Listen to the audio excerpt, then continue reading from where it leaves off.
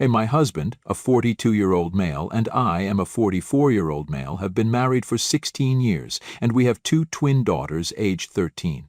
My husband and I have had a relatively happy marriage, except for our relationship with his parents.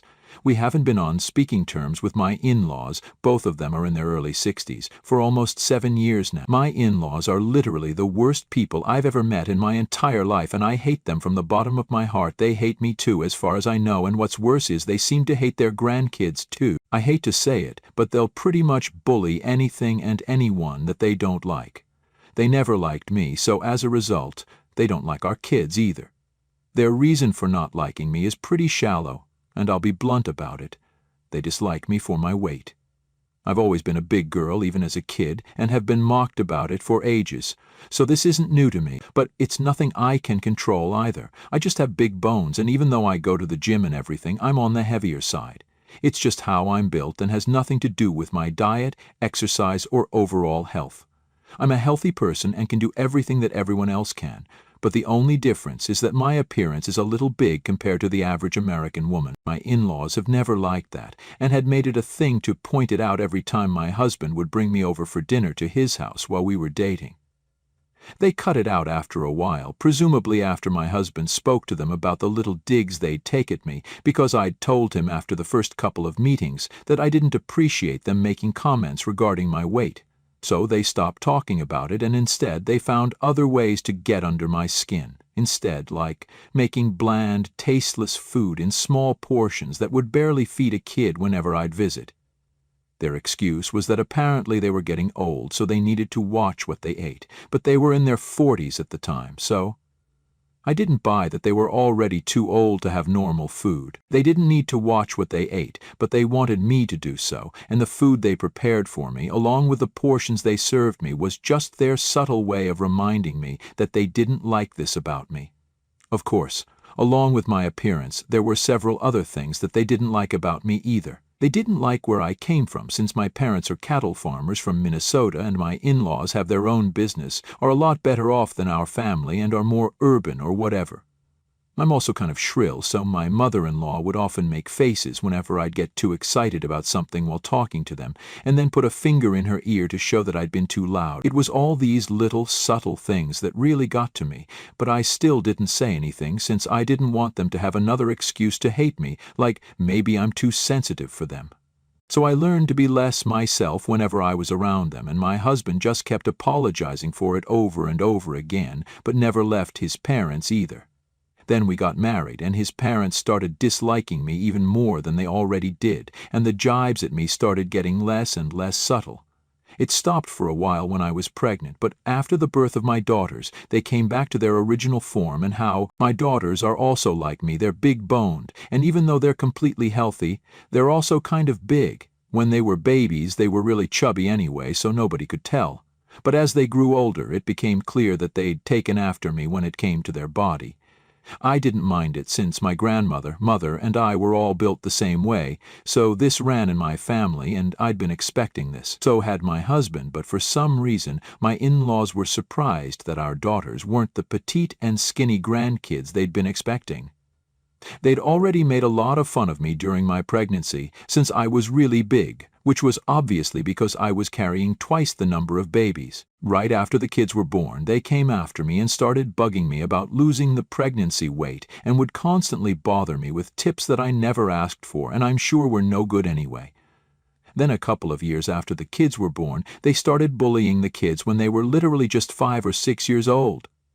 They'd tell the kids that they'd grow up to be fat monsters if they didn't stop eating, and actually scared them into refusing food. They'd also teach my daughters to be soft-spoken by glaring at them every time they dared to laugh out a little too loudly or shriek with joy, which is not something that a kid should be rebuked for.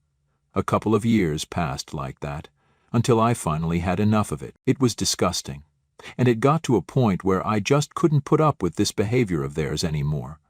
I told my husband that he could either cut ties with his parents or I'd leave with the kids, because this wasn't the kind of environment I wanted them to grow up in, where they were not allowed to do anything they wanted to and were not even allowed to be kids. Up until that point, every time I'd talk to my husband about these things, he'd promise me that he'd talk to his parents and make it all right. But I'd had enough, and his parents were clearly not inclined to change their behavior, so I had to give him that ultimatum, and that's when he finally confronted his parents for good. Then they ended up getting into the nastiest spat with him, and that was it. We didn't speak after that. It's been 7 years since then, and we act like they never existed at all, and my children are also better off for it. But then 3 days ago, on New Year's Eve, my husband told me that he was going to take me and the kids to this great new place, but he wanted to keep it a surprise, so we didn't ask more about it. We dressed up and left towards the evening, and we were all excited since we thought we'd be going to a new restaurant or something like that. But soon enough I realized that the route that we were following was the one that led to his parents' house. It had been 7 years and we'd moved around quite a bit, but I could still recognize that neighborhood. As soon as it hit me, I told my husband to pull over and he obeyed, probably because he'd sensed that I'd realized what was going on. The two of us got out of the car so the kids wouldn't be able to hear anything, and then I totally tore into him for lying to us and then trying to manipulate us into visiting his parents even after all that had happened. He explained to me that his parents had contacted him just a couple of weeks ago to apologize for their behavior in the past, and since his mother had just been diagnosed with stage 3 liver cancer, she really wanted to make everything right before it was too late. He had tears in his eyes while telling me all of this, and even showed me the chats where his parents had apologized and told me that if I didn't want to come with him even after this, he'd be okay with it, but he just wanted me to think about all of this with a cool head and reconsider. From the texts, it was pretty evident that his parents were actually desperate to see him, the kids, and even me, which was surprising since I never thought they'd ever want to meet me. My husband even called them to convince me of it, and when I spoke to them on the phone, they were pleading and begging me to come see them, so I felt bad and I agreed that we could go see them just this once. Only because they were so desperate, and it sounded like they were actually willing to make amends this time around. It had been 7 years anyway, and my kids were older, so I even asked them once we were back in the car if they wanted to see their grandparents. We were transparent with them, and told them that their grandma was sick, so she didn't have much time, but if they didn't want to visit her, we'd drop them home. After some hesitation, the girls agreed as well, and so we resumed our drive. In hindsight, I probably should have just taken a cab back home with the girls, and left it at that. Once we got to my in-laws' house, I started getting a really bad feeling, but my husband looked thrilled, and he had a tearful reunion with his parents before either of them paid any attention to us. To my surprise, my mother-in-law didn't look sick in the slightest, which was very odd because I don't think anyone with stage 3 cancer of any kind looks like that. She didn't even seem weak or anything, in spite of her claims that she'd been undergoing chemo for months now and had been in and out of the hospital ever since her diagnosis. And neither had she lost any of her hair, which seemed like a huge red flag for me. But I wasn't about to just walk in and accuse my mother-in-law of lying about her cancer so she could hurt her son. So I kept quiet, and again, I should have said something, but I didn't, and that's my own fault. My in-laws welcomed me and the kids inside after they were done hugging and celebrating the return of their son, and my heart dropped when I noticed that neither of them were smiling the way they were when they saw their son come back. Instead, while welcoming me and their grandkids, they were smirking, and it made me uncomfortable. I still ignored it somehow, and then we went inside the house, but after that we were as good as invisible to my in-laws. They ignored us and only chatted with their son while my kids and I just sat in a corner and tried not to bring ourselves into the spotlight, because nothing about this entire interaction was pleasant to us. It went on for a couple hours, and then, around 1:45, my in-laws finally included us in the conversation and told us that they had something for my daughters. They said it very sweetly, and I was almost convinced that this was going to go well and everything would be just fine.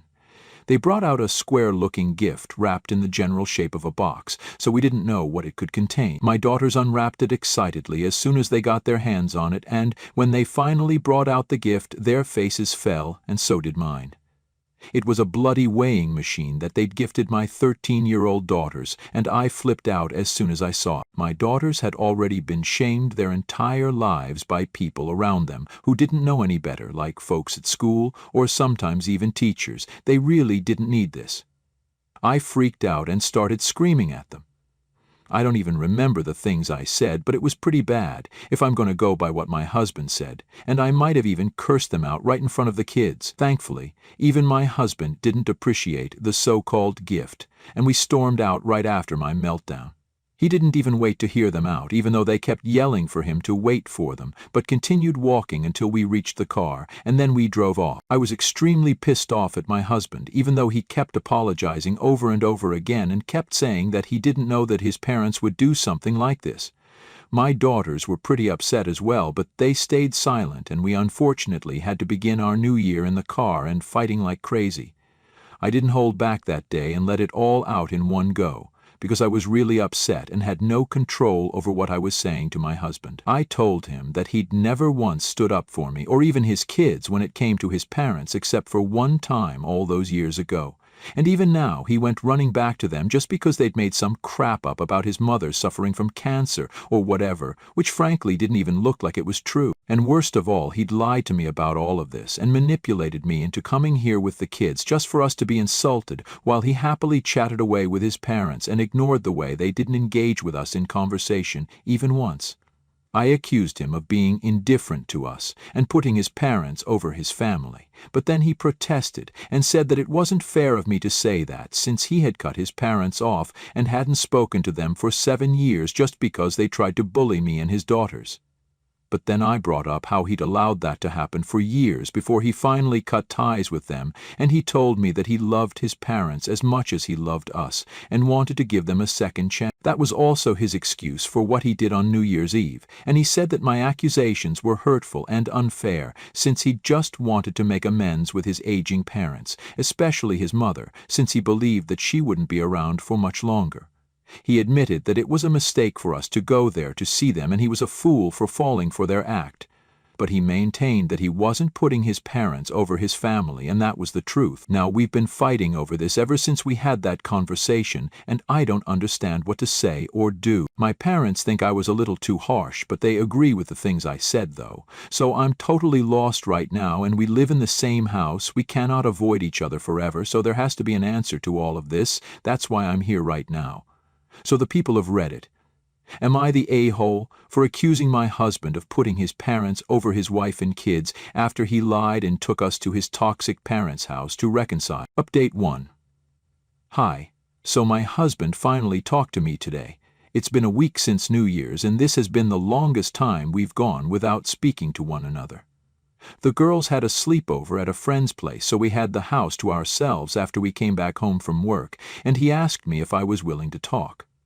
I said yes out of relief because I thought he was going to apologize to me, but that wasn't what happened. Instead, he told me that he was still really hurt about what I had told him the other day in the car, because he strongly feels that he's never put his parents and his relationship with them above the emotional well-being of his children, and once again brought up how he'd severed ties with them 7 years ago because of all the bullying and stuff, and added the recent incident, saying that he also hasn't talked to his parents after what happened on New Year's Eve. I was really tired from work, and I told him that it didn't matter because it was literally the bare minimum after everything that had happened. His parents were horrible people, but he continued to entertain their bullcrap for years before he finally worked up the courage to cut them off, and in doing so, he put me and his daughters through a lot, while he kept putting off having such an important discussion with his parents regarding their disturbing behavior. He argued with me, saying that if I'd been in his place, then I would have done the same thing, because it wasn't easy for him to cut off his parents. That was a totally hypothetical situation because it wasn't me in his place. He's the one who had to make the call on what to do about his parents, and not me. So that didn't even make sense to me, but for the sake of argument, I told him that had it been my parents who were acting this way with my spouse and children, then I wouldn't have had to think twice before letting them go.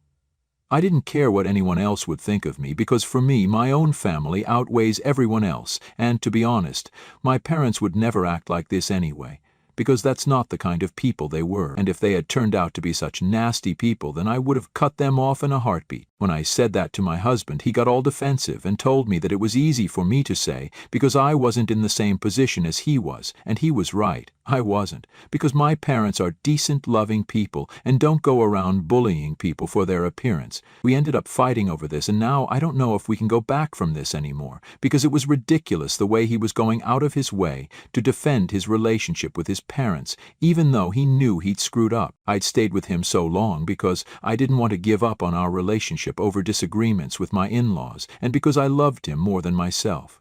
But now it's not the same for me, and there are kids involved.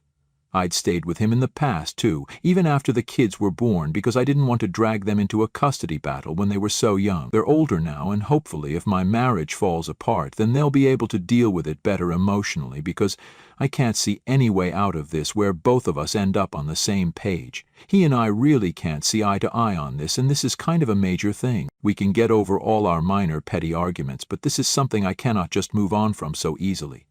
And if I'm being really honest, even if he comes around and apologizes to me, tells me that he was wrong and he screwed up, even then, I don't think I'll be able to go back to seeing him the same way I used to. In these past few years, I feel like I've become a doormat, and I'm being pushed around by everyone. Sometimes it's my husband, sometimes it's my kids, and sometimes it's my own parents, and everyone's just constantly telling me what I have to do and getting mad if I disagree. I can't keep everyone happy, and it's about time I learned that, even if it has to be the hard way.